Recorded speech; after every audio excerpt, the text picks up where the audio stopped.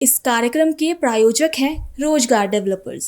नमस्कार, आप देख रहे हैं पल्स 24 न्यूज में। आपके साथ दिव्या पैन्यूली। वक्त हो चुका है नेशनल बुलेटिन का, लेकिन उससे पहले डालेंगे हेडलाइंस पर। विकसित भारत संकल्प समारोह में दिल्ली की मुख्यमंत्री रेखा गुप्ता ने लिया हिस्सा। सीएम ने दोहराई सरकार की प्रतिबद्धता, जन भागीदारी पर सीएम का रहा फोकस।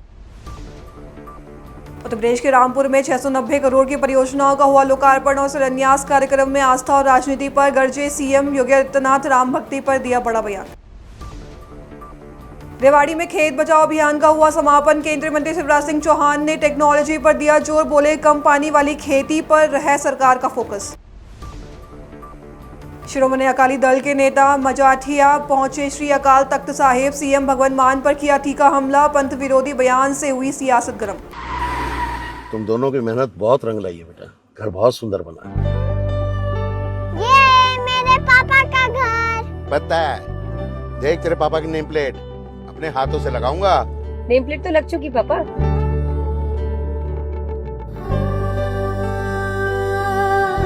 असल मेहनत तो आपने किया पापा, मुझे इस काबिल बनाने के लिए। वो जिंदगी भर किराए के मकान में रहे, लेकिन तो आज ये घर मेरा नहीं, ये है मेरे पापा का घर।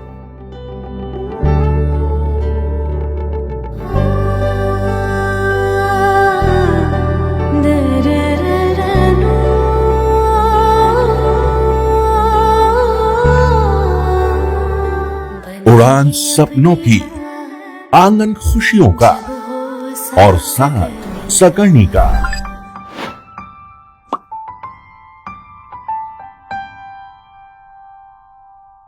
60 वर्षों से आपके साथ मनोरंजन और संस्कार का संगम, जाह्नवी मैगजीन।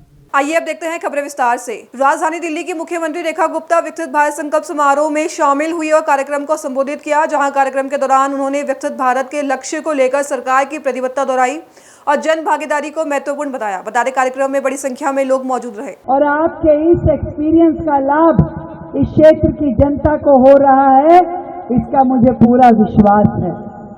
मंच पे उपस्थित आदरणीय भाई अशोक ठाकुर जी, जिले के अध्यक्ष दीपक गाबा जी, हमारे बहुत एक्टिव निगम पार्षदों की यहाँ टीम है भाई, संदीप कपूर जी, मेरी मित्र नीमा भगत जी, मीनाक्षी शर्मा जी, राजा साईं जी, राजेश सोडी जी भी यहाँ पर हैं, भुट्टी जी भी प्रकोष्ठ के अध्यक्ष संयोजक, और क्षेत्र के बहुत ही गणमान्य व्यक्ति यहाँ मुझे नजर आ रहे हैं। राजस्थान क्लब के भी हमारे भाई यहाँ पर हैं, डॉक्टर मोंगा हैं, और ये विधानसभा तो हमारे डॉक्टर हर्षवर्धन जी से भी जुड़ी है, जो बहुत सालों तक मेरे क्षेत्र के सांसद के रूप में काम करते रहे। मैं आज उनको भी प्रणाम करती हूँ, उपस्थित नहीं है वो, पर बहुत सुंदर उन्होंने हमारी लोकसभा में काम किया। अभी डॉक्टर साहब बता रहे थे कि मोदी जी के 12 साल के कार्यकाल का व्याख्यान वो कर रहे थे। मोदी जी के 12 साल इस आजाद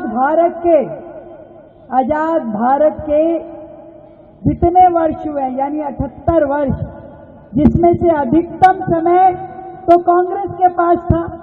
मोदी जी तो 12 साल से हैं, पर मैं आपसे प्रश्न पूछती हूं कि 12 साल का काम एक तरफ और बाकी के 68 साल का काम एक तरफ, किसका काम अच्छा है? आवाज थोड़ा मेरे कानों तक पहुंचनी चाहिए। किसका काम अच्छा है? आज यदि देश में हवाई चप्पल पहनने वाला व्यक्ति भी हवाई जहाज में यात्रा कर सकता है कम खर्चे में, आज यदि पूरे देश में 160 से अधिक एयरपोर्ट हैं, तो ये किसके कारण है? मोदी जी। इधर वालों को पता है, बाकी पीछे तक पता नहीं है, मुझे लग रहा पता है आप लोगों को भी। आज यदि पूरे देश में करोड़ों शौचालय बनाए गए, करोड़ों बहनों को उज्ज्वला गैस के कनेक्शन दिए गए, किसके कारण?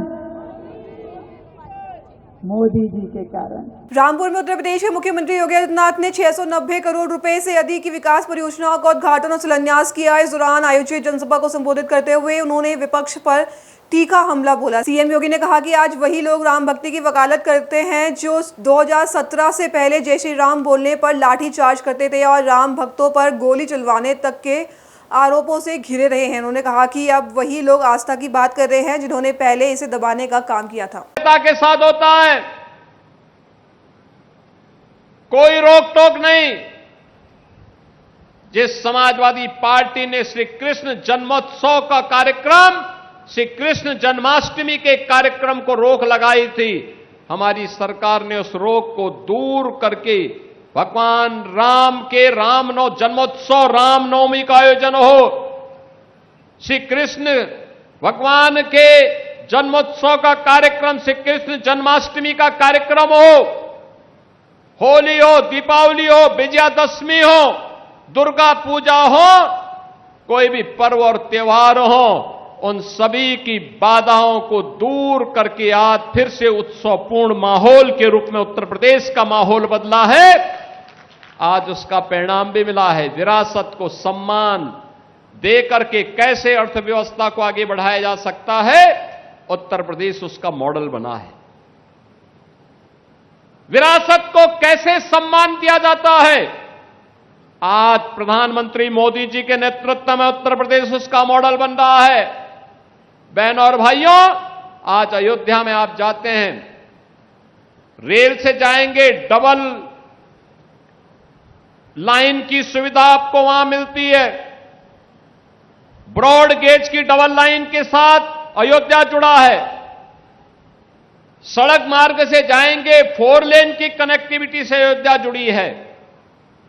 वायु मार्ग से जाएंगे तो अयोध्या में इंटरनेशनल एयरपोर्ट महर्षि वाल्मीकि के नाम पर खड़ा है।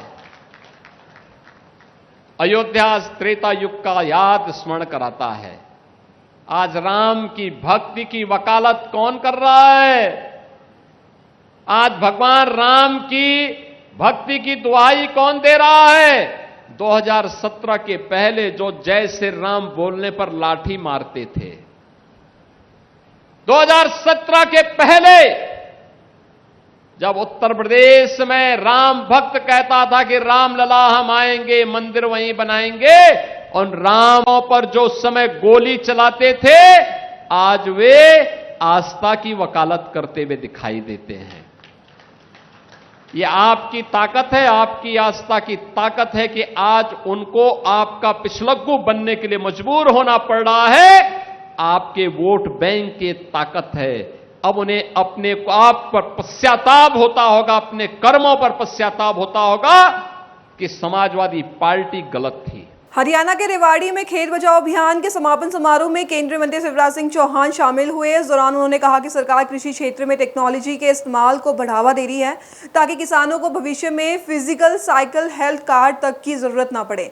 उन्होंने बताया कि अल नीनो की वजह से पानी की कमी को देखते हुए कम पानी में जल्दी तैयार होने वाली फसलों और उन्नत बीजों पर काम किया जा रहा है जिससे किसानों को बेहतर उत्पादन मिल सके। जरूर खाद डालिए, लेकिन संतुलित खाद डालिए, जितनी जरूरत है उतनी डालिए।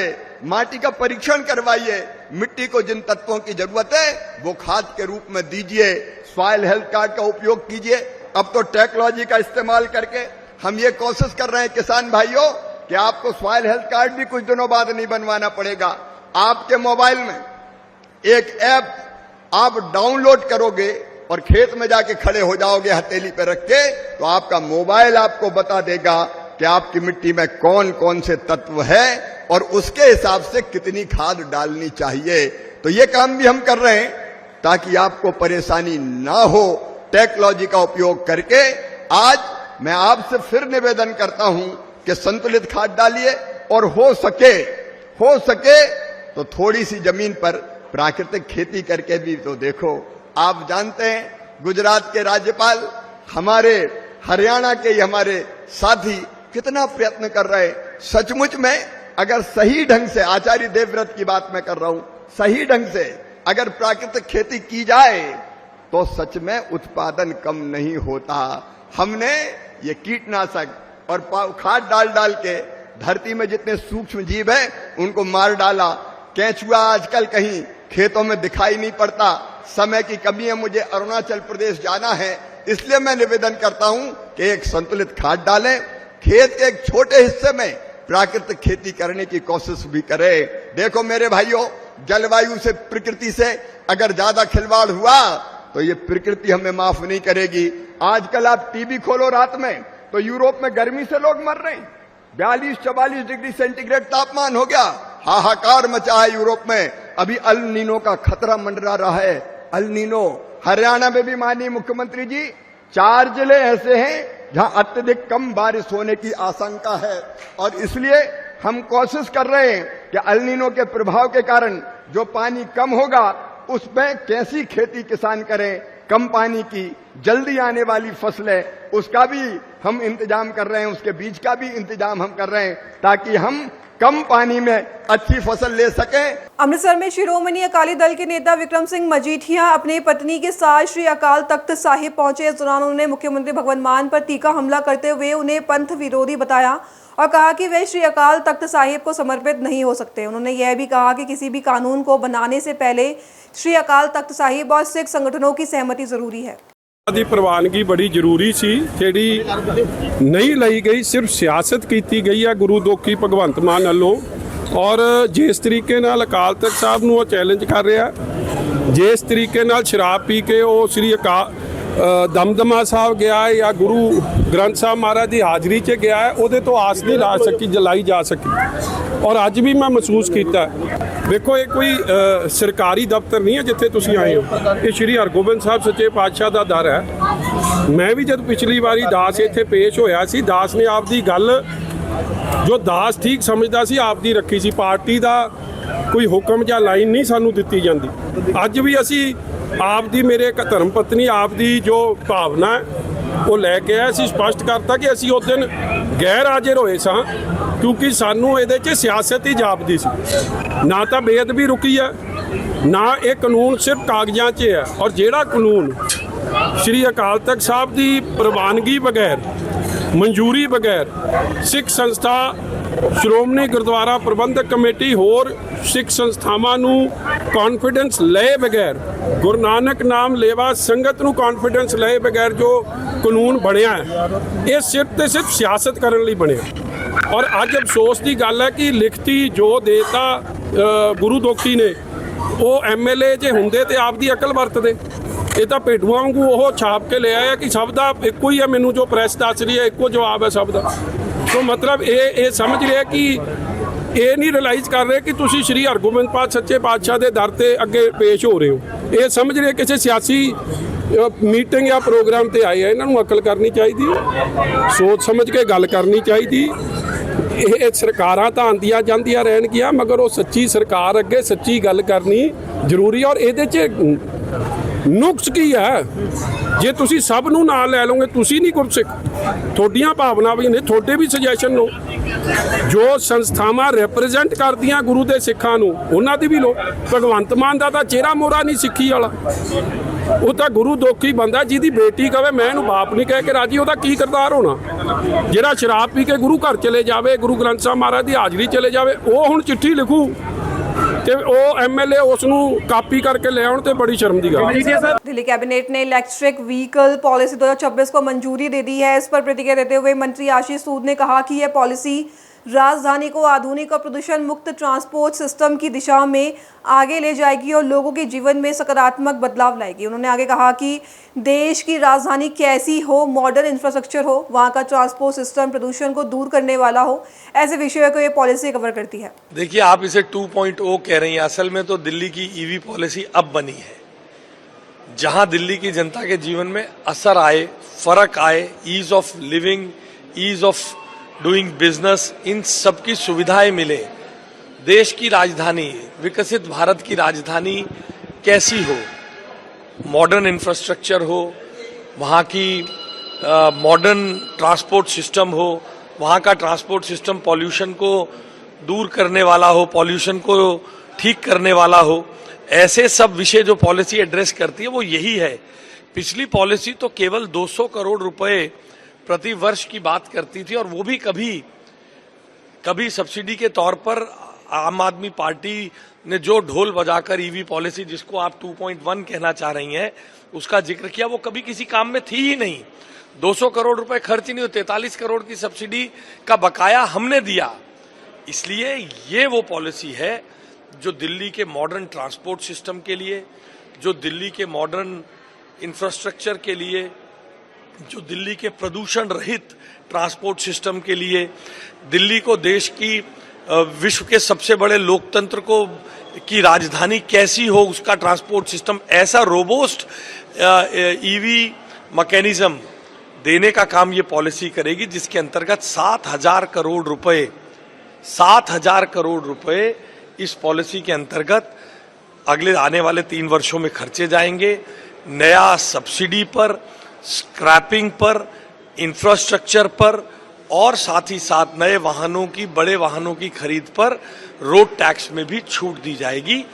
असल ईवी पॉलिसी, विकसित भारत की राजधानी, विकसित भारत, विश्व की सबसे बड़े लोकतंत्र की राजधानी की ईवी पॉलिसी तो आज प्रधानमंत्री श्री नरेंद्र मोदी जी के मार्गदर्शन में मुख्यमंत्री रेखा गुप्ता जी के नेतृत्व में लागू हुई। इससे जुड़ा हुआ एक प्रश्न है, इससे जुड़ा हुआ जो मिनी ट्रक जिसको बोला जाता है, छोटा हाथी, उसको भी रेगुलेट किया जा रहा है, वो भी सिर्फ ईवी ही में होंगे तो भी एक समय के बाद तो हमारी इच्छा है प्रदूषण रहित व्हीकल चले, सबको समुचित समय दिया जाएगा और उसके आधार पर ये होगा। आने वाले समय में सरकार ये चाहती है, इस पॉलिसी के माध्यम से हमने स्टेक होल्डर्स की कंसल्टेशन की है, इसमें बड़े एक्सपर्ट्स की राय ली गई, फिर स्टेक होल्डर्स कंसल्टेशन की गई, उसके आधार पर जो भी फैसला हुआ है, उसमें आने वाले समय में धीरे धीरे ईवी पर ही पूरा राज्य ट्रांसफर।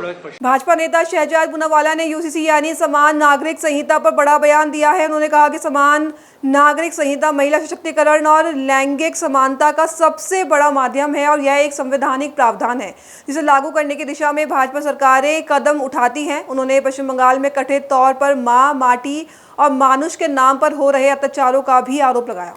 देखिए, यूसीसी महिला सशक्तिकरण और जेंडर एम्पावरमेंट का सबसे बड़ा हथियार है। ये संविधान के अंदर एक संवैधानिक प्रावधान है और जहां पर भी भाजपा की सरकार बनती है वहां पर यूसीसी लागू करने के लिए वो उपयुक्त कदम उठाती है, चाहे उत्तराखंड हो, गुजरात हो, मध्य प्रदेश हो, महाराष्ट्र हो, छत्तीसगढ़ हो, असम हो या अब बंगाल हो। तो बंगाल में लंबे समय तक माँ, माटी, मानुष और बेटी का दमन किया गया। आज बेटियों को हथियार दिया जा रहा है कि वो अन्याय से लड़ सके, परंतु दुख की बात है कि यूसीसी के नाम पर एक मंडली बीबीसी बन चुकी है।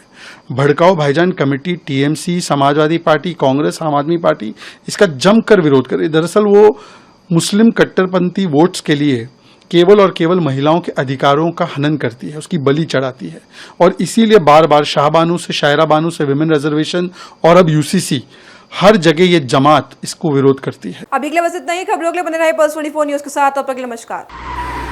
तुम दोनों की मेहनत बहुत रंग लाई है बेटा, घर बहुत सुंदर बना है। ये मेरे पापा का घर। पता है, देख तेरे पापा की नेम प्लेट अपने हाथों से लगाऊंगा। नेम प्लेट तो लग चुकी पापा।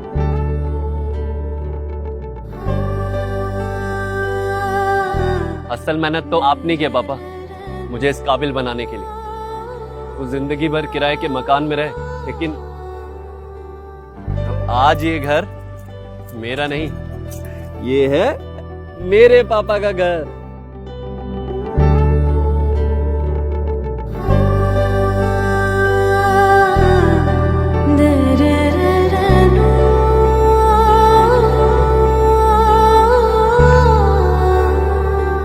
उड़ान सपनों की, आंगन खुशियों का और साथ सकर्णी का।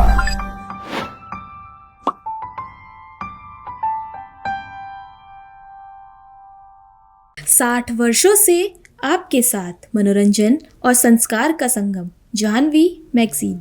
इस कार्यक्रम के प्रायोजक थे रोजगार डेवलपर्स।